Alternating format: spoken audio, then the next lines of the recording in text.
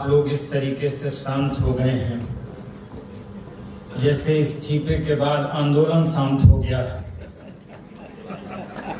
आप आनंद के साथ रहिए, बहुत देर बाद माइक मिला है। अब मैं इसको ठीक उसी तरह उतनी देर में ही छोड़ूंगा जितनी देर में धर्मेंद्र प्रधान जी ने इस्तीफा दिया। बजाना है तो तालियां आगे से पीछे तक एक बार जोरदार बजा करके बताइए। आनंद में रहिए, मस्ती में रहिए। दादा ने बहुत सारी बातें मेरे लिए कही।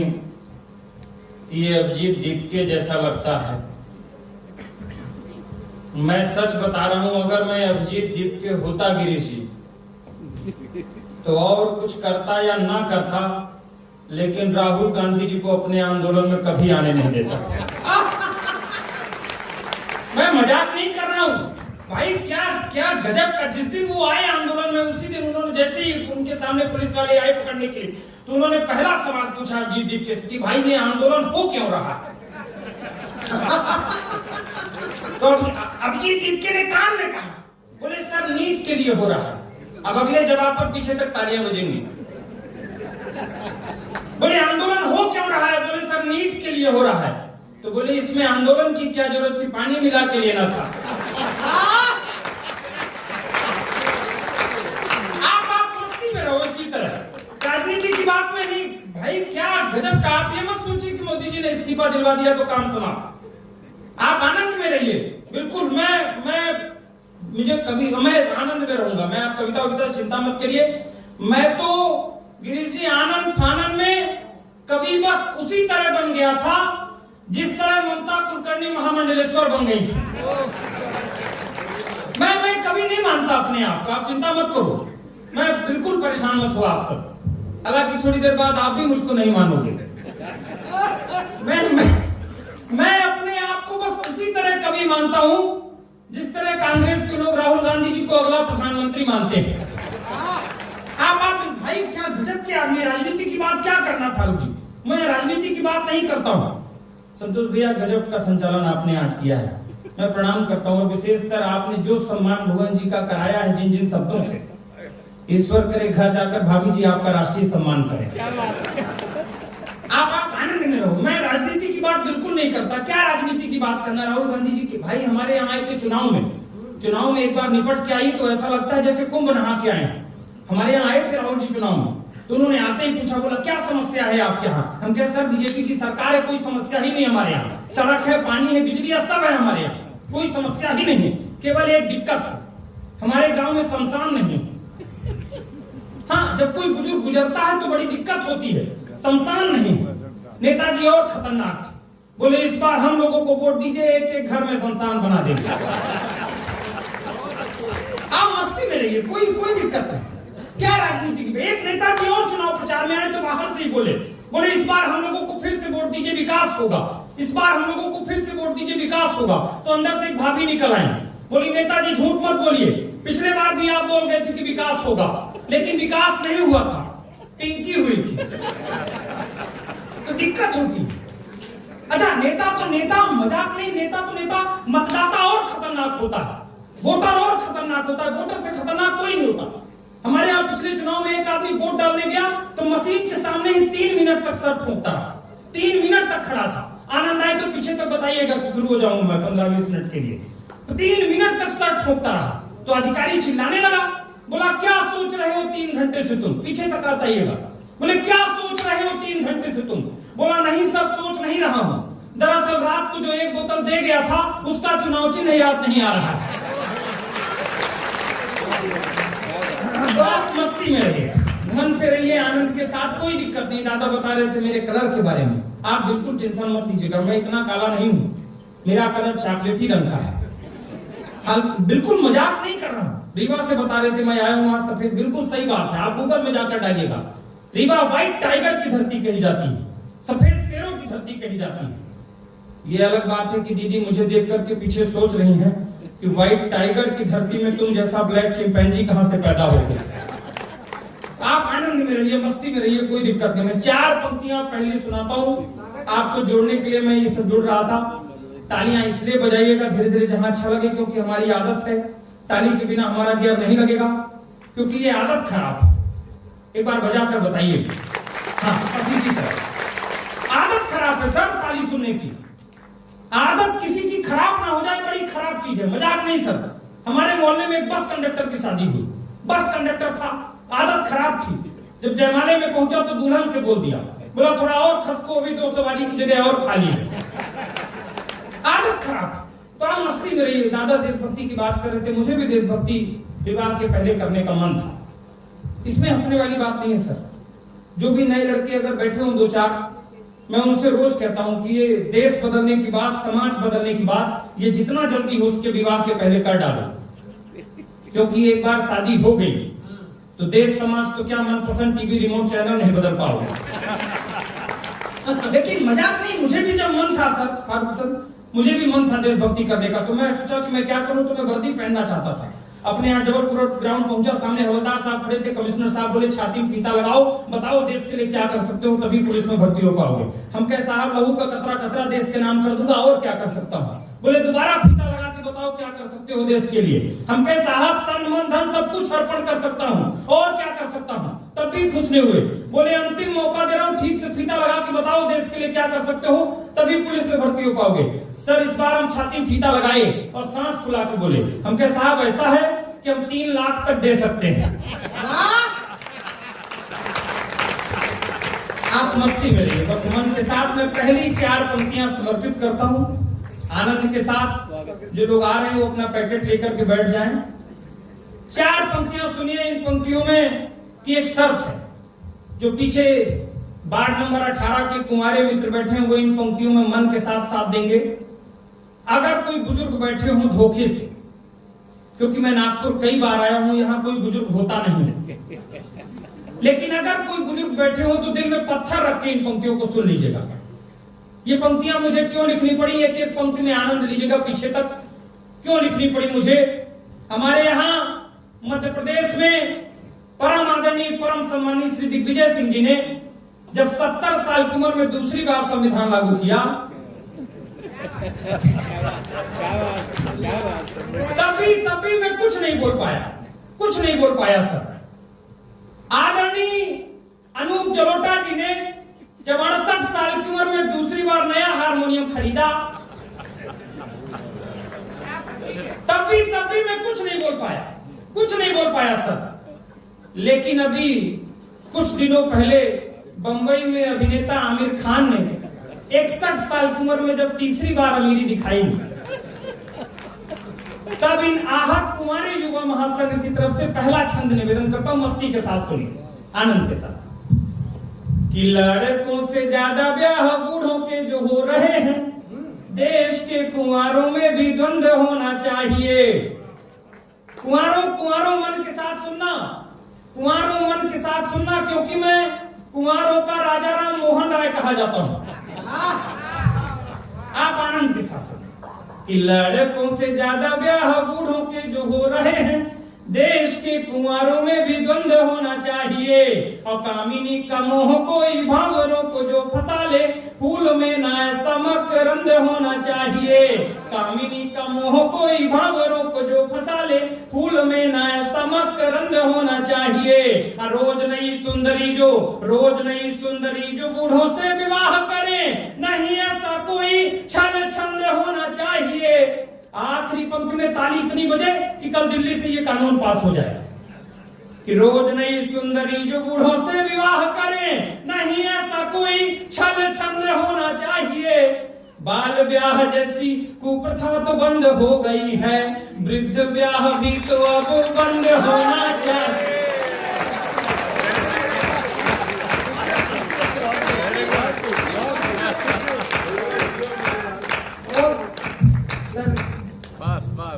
मैं प्रणाम करता हूं, लेकिन आप लोगों ने एक बात गौर नहीं की, आगे से पीछे तक आप लोगों ने गौर नहीं की, एक भी बुजुर्गों ने ताली नहीं बजाई है ना। पीछे दादा दादा तो पीछे कह रहे कि मैं विपक्ष में हूँ। आप मस्ती में रहिए, सही बता रहे दादा, सही कह रहे थे, आनंद में रहिए। मेरे घर में सब डॉक्टर हैं, मैं अपने घर में आनंद ले लेता हूँ। मजाक नहीं आओ जी, मैं अपने घर में आनंद ले लेता हूँ। मेरा पूरा घर सच में डॉक्टर है, A to Z। मैंने अपने पिताजी से एक दिन पूछा, पूरा घर डॉक्टर है, अकेला मैं ही मरीज पैदा हुआ हूँ अपने घर में। मैंने अपने पिताजी से पूछा, हम कहे आप इतने बड़े डॉक्टर हैं, आपकी गाड़ी में और क्लिनिक में हर जगह ये प्लस क्यों लिखा रहता है? आपके घर में डॉक्टर हो तो जरूर प्रणाम पहुंचाइए। मैंने कहा आपकी गाड़ी में और क्लिनिक में हर जगह ये प्लस क्यों लिखा रहता है? बोले ठीक है तुमको बताए दे रहे, लेकिन किसी को बताना मत। हालांकि सर जिस दिन से वो हमको बताए हैं उस दिन से हम सबको बताते घूम रहे हैं। बात मान जाते तो कभी क्यों बनते? हम कहे आपकी गाड़ी में और क्लिनिक में हर जगह ये प्लस क्यों लिखा रहता है? बोले देखो प्लस में 2 डंडी होती है, एक खड़ी डंडी एक लेटी डंडी। तो हम बोले इसका क्या मतलब है? बोले मरीज हमारे अस्पताल में ऐसे खड़ा खड़ा आता है,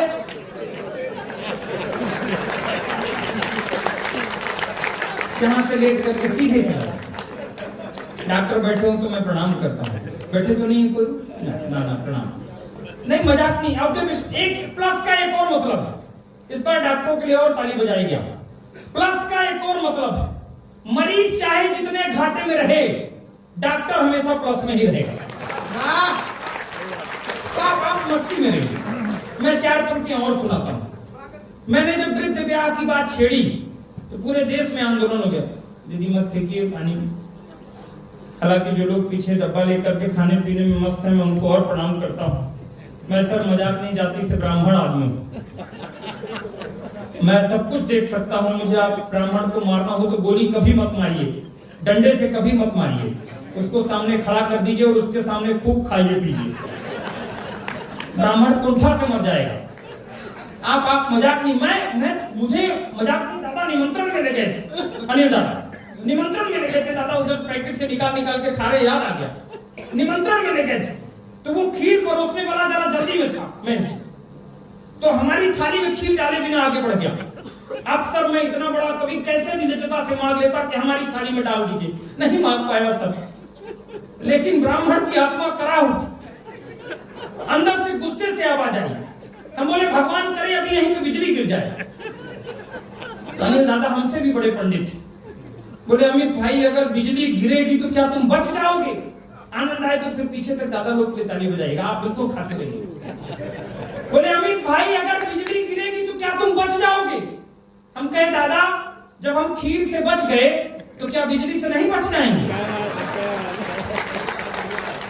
4 पंक्तियां और सुनिए मस्ती के साथ। जब मैंने वृद्ध ब्याह की बात छेड़ी तो पूरे देश में आंदोलन हुआ। मैंने एक ऑब्जर्वेशन और किया कि जब दूसरी तीसरी पारी में विवाह किया जाता है तो नई नई हीरोइनों के साथ क्यों होता है? ऑब्जर्वेशन सुनिए मस्ती के साथ, आनंद के साथ। कि पैसे वाले बूढ़े जब दूसरा विवाह करें, लगता है फिर से बहार नई आई है। दादा इतना झूम के नहीं सुनना है, और इन पंक्तियों को अमल तो बिल्कुल नहीं करना है, क्योंकि जिन जिन लोगों ने अमल किया है ज्यादातर तिहाड़ पहुंच गए हैं। पैसे वाले बूढ़े जब दूसरा है, तू उनको सलाह मत दे। अगर वो सही समय पे जागृत नहीं होते ना तो तेरी पीढ़ी तो चांद सितारे भी नहीं देखता।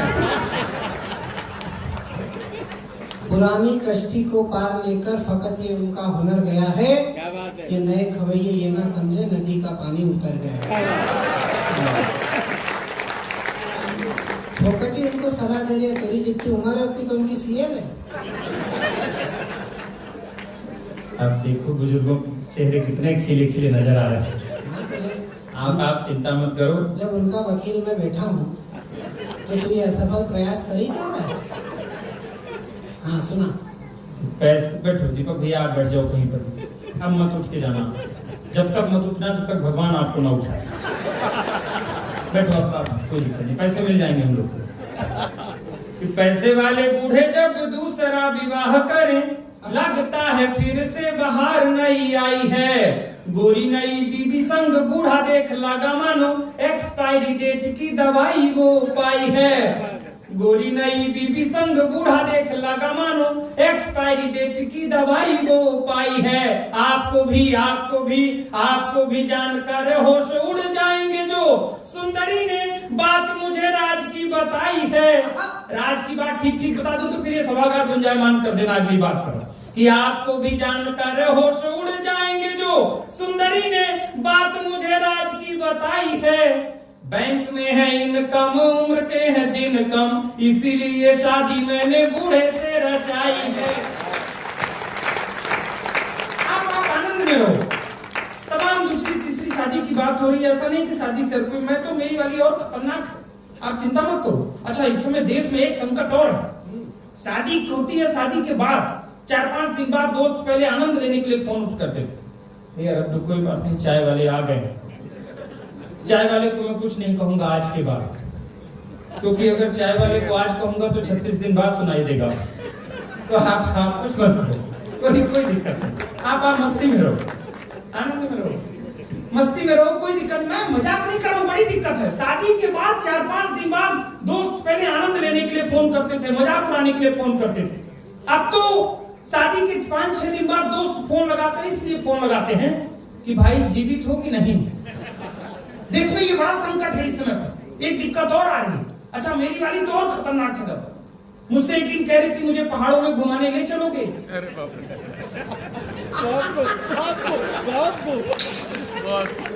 अच्छा, तो मैं भी कम नहीं हूं इसमें, या मैंने कहा कि पहाड़ों में ले जाकर के मारने का इरादा है क्या?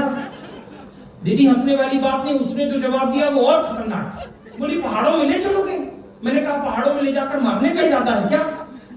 बोली नहीं, जिंदा रख के तड़पा के मारने में जो मजा है वो एक बार में मारने में कहां है।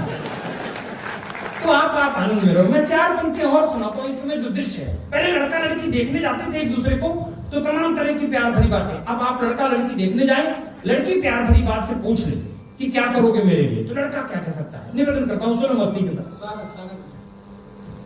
बैठो दीदी, बैठिए। कि प्रेयसी ने पूछ लिया शादी बाद क्या करोगे, मैंने कहा चांद तारे तोड़ के मैं लाऊंगा। प्रेयसी ने पूछ लिया शादी बाद क्या करोगे, मैंने कहा चांद। बहुत खतरनाक, मजाक नहीं कर रहा हूँ, सब अपनी अपनी वाली को सुनाएंगे। मेरी और मेरे कलर की ज्यादा चर्चा कर रहे थे। एक दिन वो मुझसे कह रही थी, बोली जानते हैं शादी के पहले से मैं आपको बहुत अच्छी तरह जानती थी, शादी के पहले आपको आते जाते खूब देखती थी। हम बोले जब इतना देखती थी तो आखिर क्या देख करके तुमने मुझसे शादी की? बोली 1-2 बार मैंने आपको आपके घर के बाहर बर्तन मांजते हुए देखा। नहीं, कोई बात नहीं, ताली भी वही लोग बजा रहे हैं जिनकी स्थिति मुझसे मिलती जुलती है। कि प्रेयसी ने पूछ लिया शादी बाद क्या करोगे, मैंने कहा चांद तारे तोड़ के मैं लाऊंगा। उठ के सुबह से ही काम सारे मैं करूंगा, खाना भी बना के तुम्हें प्यार से खिलाऊंगा। उठ के सुबह से ही काम सारे मैं करूंगा, खाना भी बना के तुम्हें प्यार से खिलाऊंगा। बात सारी मानूंगा मैं, बात सारी मानूंगा मैं, आप जो कहेंगी सखी, शादी वाले वचनों को मन से निभाऊंगा। और आखिरी बात, अंदर तक मजा आ जाए तो फिर पीछे तक झूम कर ताली दीजिएगा। कि बात सारी मानूंगा मैं, आप जो कहेंगी सखी, शादी वाले वचनों को मन से निभाऊंगा। किंतु एक बात आप सुन लो प्रिय अभी से, भूल के कभी भी हनीमून नहीं जाऊंगा। मन से आनंद के साथ सुने। एक कविता